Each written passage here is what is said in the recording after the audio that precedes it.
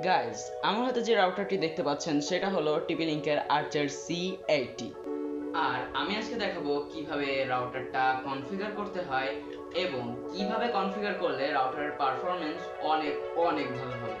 তো চলুন শুরু করি। ফার্স্টে দিতে হবে রাউটারের পাওয়ার।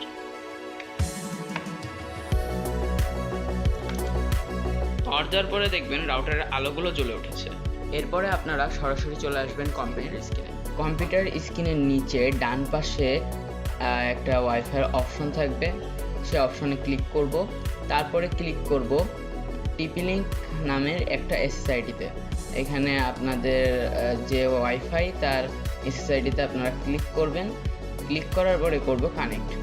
এখন আপনাদের কাছে কানেক্ট করার সময় পাসওয়ার্ড চাইবে। এখন আপনারা পাসওয়ার্ডটা কোথায় পাবেন? আপনারা পাসওয়ার্ডটা পেয়ে যাবেন রাউটারের ঠিক পেছনের স্টিকারে। সেখানে পাসওয়ার্ড থাকবে, SSID থাকবে, সাথে আবার IP অ্যাড্রেসও থাকবে। তো আপনারা সেখান থেকেই সেটি কালেক্ট করতে পারবেন।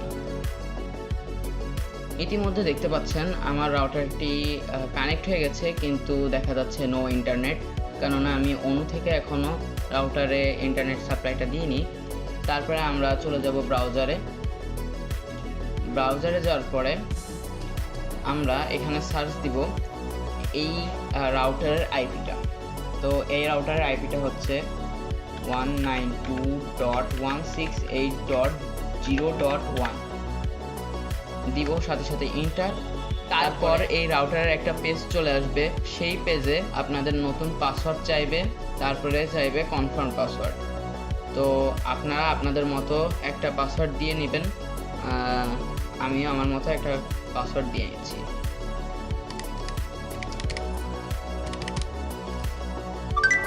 তারপরে আপনারা চলে আসবেন রাউটারের ভিতরে।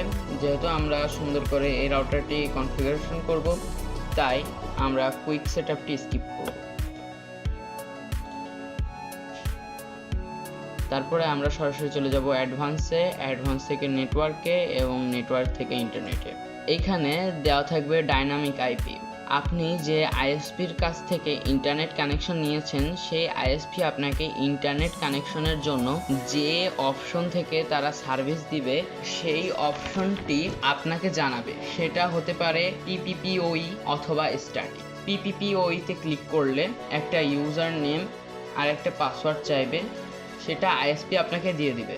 এখানে ইউজার নেম আর পাসওয়ার্ড দিয়ে সেভ দিলে আপনি ইন্টারনেট পেয়ে যাবেন। কিন্তু আমি যে আইএসপি ইউজ করি, সেই আইএসপি আমাকে স্ট্যাটিক আইপি দিয়েছে। সেই স্ট্যাটিক আইপি থেকে আমি আজকে আপনাদের কনফিগারেশনটা দেখাবো। আমি যে আইএসপি ইউজ করি, সেই আইএসপি আমাকে আইপি দিয়েছে সেটা আমি এখন বসাবো।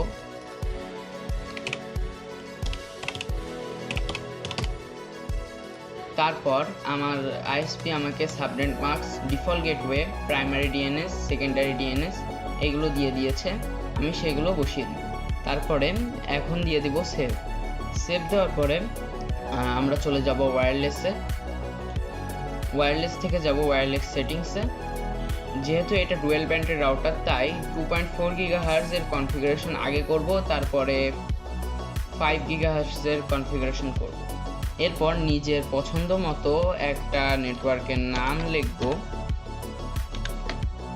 সিকিউরিটি টাইপ দিব WPA/WPA2 পার্সোনাল, ভার্সন দিব WPA2। তারপরে আপনারা নিজেদের মতো পাসওয়ার্ডটা বদলায় নিতে পারবেন। চ্যানেল ওয়াইড দিব 20 MHz আর চ্যানেল থাকবে অটো।